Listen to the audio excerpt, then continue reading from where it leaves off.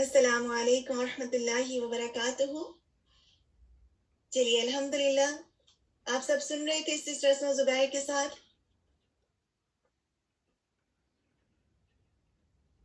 صرف سن رہے تھے یا ریسائٹ بھی کر رہے تھے؟ الحمدللہ، ضرور ان کے ساتھ ریسائٹ کیا کریں۔ اور یہ ٹائم جو ہوتا ہے اس ٹائم ریسائٹیشن کا، یہ بیسٹ ٹائم ہوتا ہے کلاس کے ساتھ اکٹھے مل کر پڑھنے کا۔ چلیے انشاءاللہ مل کر حصول علم کی دعا پڑھ لیتے ہیں، اور اس کے بعد آج کا سیشن جو تفسیر کا ہے اس کا آغاز کرتے ہیں۔ اللہم انا نعوذ بک من علم لا ينفع ومن قلب لا يخشع ومن نفس لا تشبع ومن دعوة لا يستجاب لها ربنا زدنا علما۔ پورے شعور کے ساتھ یہ دعائیں پڑھیں انشاءاللہ۔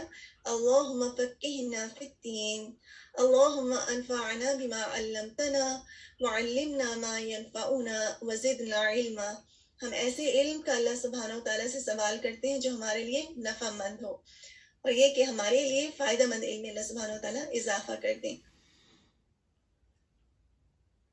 ریمائنڈر کے ساتھ کہ جو اوقات ہمیں زندگی کے اللہ تعالیٰ نے قرآن کے ساتھ دیے ہیں، اور شیطان کی مسلسل کوشش ہوتی ہے کہ کسی نہ کسی طریقے سے ہمیں سیدھے راستے سے ہٹائے۔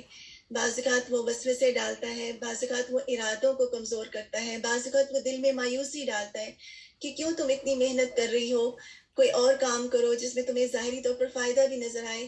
ایسا ہی ہوتا ہے نا۔ اور بعض اوقات بچوں کو توجہ دو، حالانکہ جب ہم قرآن پڑھ رہے ہوتے ہیں تو ہماری تمام چیزوں کا محافظ بھی تو اللہ سبحانہ وتعالیٰ ہوتا ہے نا، اور ہمارے وقت میں برکتیں بھی تو وہ ڈالتا ہے، ہمارے راستے میں آنے والی رکاوٹیں بھی تو اللہ سبحانہ وتعالیٰ ہی دور کرتے ہیں۔ تو اللہ تعالیٰ یہ جو نبی صلی اللہ علیہ وسلم کی حدیث ہے، اللہ تعالیٰ اس وقت تک بندے کی توبہ قبول فرماتا ہے جب تک روح کے اس حلق میں پہنچ کر غرغر نہیں کرتی، یعنی جب تک وہ حالت نزع میں مبتلا نہیں ہوتا۔ تو یہ جو وقت ہمیں مل چکا ہے، جو اللہ سبحانہ وتعالیٰ نے زندگی کے جو لمحات ہمیں دیے ہیں، اور اگر ہمیں قرآن کے ساتھ گزارنے کے دیے تو ان کو بہت زیادہ شکر ادا کرنے کی ضرورت ہے، کیونکہ جب انسان کا آخری وقت آ جائے گا اور جب روح حلق میں پہنچ جائے گی تو اس کے بعد کوئی نیک کام کرنے کا موقع نہیں ملے گا۔ تو جو وقت ہمیں ملا ہے اس پر اللہ کا شکر، اور اس میں بہترین اپنی ارادوں کو جمع کریں، اپنی ہمتوں کو جمع کریں، اور زیادہ آگے بڑھنے کے ارادے دل میں رکھیں۔ اور یہ استغفار کی اور جو ہمارے پاس ریمائنڈرز ہیں، استقامت، صبر، شکر، ان تمام، اور خاص طور پہ اخلاص کو، امید ہے آپ لوگ آنے سے پہلے ہمیشہ کی طرح کوشش کرتے ہوں گے صدقہ کر کے آئیں، کسی کو ایک کپ چائے پلا دیں، کچھ اچھا کام کر لیں۔ اسی طرح نوافل کا ادا کرنا اور دعا کا کرنا، اور پھر یہ کہ ہم اپنے مقصد کو ترتازہ رکھنا ہے کہ ہمارے دل میں اللہ کی طلب کے سوا کچھ نہ ہو۔ اللہم جعل عملی کلہ صالحا وجعلہ لوجہک خالصا ولا تجعل لأحد فیہ شیئا۔ آمین۔ کی حالت بھی تبدیل ہوتی رہتی ہے نا، آپ محسوس کرتے ہوں گے۔ اسی طرح بعض اوقات گناہوں کی وجہ سے آپ یہ بھی نوٹس کرتے ہوں گے کہ ہماری برداشت اور صبر کی قوت بھی کم ہو جاتی ہے۔ جس سے یہ بھی پتہ چلتا ہے کہ برداشت کی قوت اور صبر کی قوت اللہ کا انعام ہے جو اللہ تعالیٰ کی اطاعت پر ملتا ہے۔ تو اس لیے اگر یہ چیزیں محسوس کریں، یا پھر فزیکل طور پر بھی بعض اوقات کچھ جسمانی کمزوریوں کی وجہ بھی ہمارے گناہ ہی ہوتے ہیں، تو گناہوں کو کیسے بخشوانا ہے؟ کیونکہ اب تو یہ مہینہ آ رہا ہے نا، اس سے پہلے بھی ہم نے تیاری کرنی ہے، اور اس مہینے میں بھی اللہ سبحانہ وتعالیٰ سے کثرت سے دعائیں کرنی ہے کہ ہمارے ظاہر، ہمارے پوشیدہ، جان بوجھ کے کیے ہوئے، اسراف میں کیے ہوئے چھوٹے بڑے سب گناہوں کو معاف کر دیں۔ اور آپ کو معلوم ہے کہ جب آپ گناہ کی بخشش کی دعا مانگتے ہیں تو اللہ سبحانہ وتعالیٰ بے انتہا خوش ہوتے ہیں۔ اور نبی صلی اللہ علیہ وسلم نے توبہ، خوشخبری دی ہے ان کے لیے جو کثرت سے نامہ اعمال میں استغفار پائیں گے روز قیامت۔ اسی طرح سجود میں جا کر کثرت سے استغفار کریں، اور اگر کبھی دل کی ایسی حالت ہو اور محسوس ہو کہ، کیونکہ جب مومن ہے نا اس کا دل شیشے کی طرح صاف ہوتا ہے، اور جب اس پر کوئی بال آ جاتا ہے تو وہ اس کو شدت سے محسوس کرتا ہے، اس کے اندر ایک الارم بجتا ہے، ایک بے چینی آ جاتی ہے، تو وہ فوراً محسوس کرتا ہے اور پھر دعائیں کرتا ہے۔ اور ایک مومن کی خوبی کیا ہے، آپ کو معلوم ہے کہ الحمدللہ جو قرآن والے ہیں، آپ نے بھی نوٹس کیا ہوگا کہ آپ جن لوگوں سے ملتے ہیں ان میں سے وہ لوگ جو چنے ہوئے لوگ ہوتے ہیں جن کو اللہ سبحانہ وتعالیٰ نے دین کی تعلیم کے لیے، قرآن سیکھنے کے لیے چن لیا، یعنی ان کا دل لگ جاتا ہے اس میں. تو ان کا جو دل لگ جاتا ہے تو آپ نے ان کے اندر ایک خاص بات نوٹس کی ہوگی. کی ہے کبھی آپ نے کبھی اپنے قرآن کے دوستوں میں یا اپنے جو ایسے گروپ ہیں جو صرف اللہ کی خاطر جمع ہوتے ہیں، ان میں ایک خاص بات ہوتی ہے. ان میں خاص بات ہوتی ہے انابت کی. منیب، وہ جلد اپنی غلطی پہچانتے بھی ہیں اور وہ نرم دل بھی ہوتے ہیں، اور وہ پلٹتے ہیں. وہ اپنی غلطی کو پلٹ کر اس انسان سے بھی اپنی غلطی کی معافی مانگ لیتے ہیں، اور وہ پھر اللہ تعالیٰ کی طرف بھی پلٹنے والے ہوتے ہیں. ان کا حساس دل ہوتا ہے. یہ خاص ایک خوبیاں ہیں جو کہ آپ بھی نوٹس کریں گے. اور یہ بہت انابت جو ہے نا، منیب ہونا، یہ اللہ سبحانہ و تعالیٰ کو بہت پسند ہے. رجوع الی اللہ. اور پھر یہ کہ سجود میں دعائیں مانگنا، اور کثرت سے ہر نماز کے بعد اگر آپ کو لگتا ہے نا کچھ غلطی ہو گئی ہے تو اگر 100 بار استغفار کریں. اگر لگتا ہے کہ نہیں ابھی بھی دل کی حالت ٹھیک نہیں ہو رہی تو 200 بار نماز کے بعد استغفار کریں. اس کی کاؤنٹ جو ہے نمبرز کو بڑھا دیں. چلتے پھرتے استغفار کریں، کیونکہ استغفار کی برکات سے جو گناہ ہے وہ ایسے دھل جاتے ہیں جیسے اگر ہم میلے کپڑے کو دھوتے ہیں نا، واشنگ مشین میں ڈالتے ہیں تو کتنا صاف ستھرا ہو جاتا ہے. تو گناہ اسی طرح ڈٹرجنٹ کی طرح کام کرتے ہیں. اسی طرح قرآن کو پڑھیں. قرآن پڑھنا بھی گناہوں کو دور کرنے کا ذریعہ بنتا ہے. اور اگر آپ کے کچھ مسڈ کام ہیں، اگر آپ نے اپنے جیسے ماشاءاللہ آپ کے کتنے کام ہوتے ہیں، آپ نے اپنا لیسن ریوائز کرنا ہوتا ہے گھر جا کے، تجوید کا لیسن شیخ ایمن سوید کے ساتھ اور اسی طرح سسٹر اسما زبیر کے ساتھ. یہ جسٹ ریمائنڈر بھی ہے آپ سب کے لیے کہ وہ بھی کرنا ہوتا ہے. اس کے علاوہ آپ کو جو ہوم ورک ملتا ہے وہ بھی ہوتا ہے. ورڈ ٹو ورڈ ٹرانسلیشن مجھے امید ہے کہ آپ سب کرتے ہوں گے ریوائز.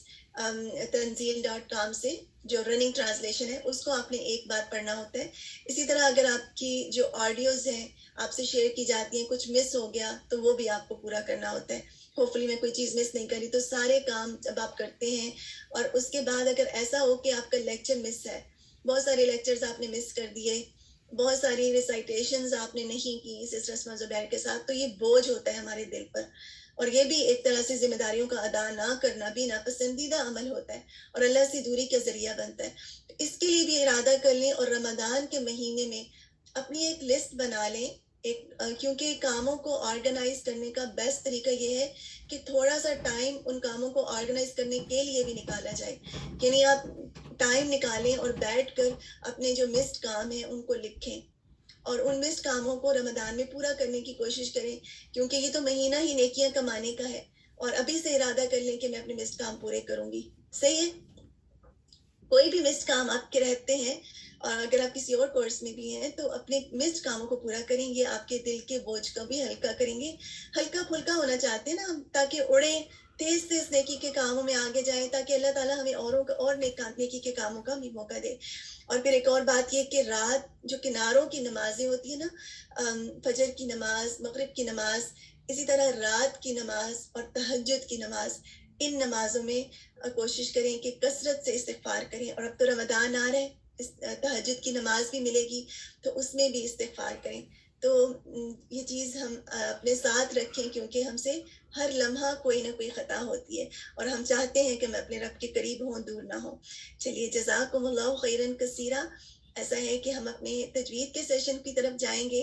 اور آج جی تجوید کا سیشن صرف آج آپ کا ہوگا. اب جو کمنگ آپ کی 2 اور کلاسز رہتی ہیں رمضان میں، اس میں ہماری کلاسز ہم شارٹ کریں گے، تاکہ آپ میں سے جن لوگوں کے ہاں افطار کا ٹائم ہے کہ یہاں پر اگر آپ سحری میں دیر سے سوئے اور صبح اٹھے، تو اس وجہ سے جو 2 کلاسز ہیں ان میں ہم صرف تفسیر پلے کریں گے. دعا کا سیشن اور تجوید کا سیشن نہیں ہوگا. لیکن آج انشاءاللہ آپ کا تجوید کا سیشن بھی ہوگا اور آپ کی جو تفسیر کا سیشن تو ہمارا ہوتا ہی ہے، اور پھر آپ کے گروپس بھی ہوں گے اور رمضان میں گروپس بھی ہوں گے.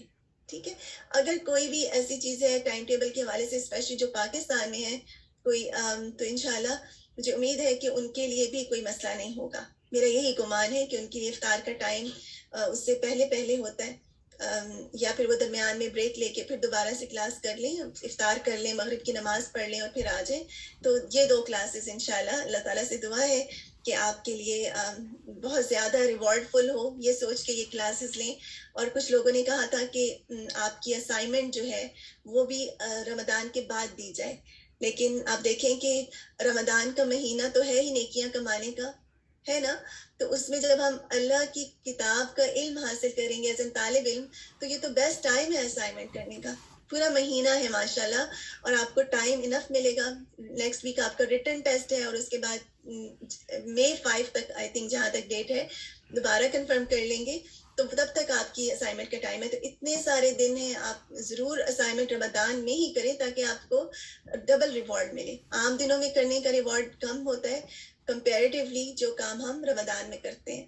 تو انشاءاللہ اپنی آج کی کلاس کا آغاز کرتے ہیں. سسٹر اسما زبیر کے ساتھ آج کی تجوید کا لیسن سنیں گے, اور اس کے بعد انشاءاللہ آپ کی تفسیر کا سیشن ہوگا. السلام علیکم ورحمۃ اللہ وبرکاتہ.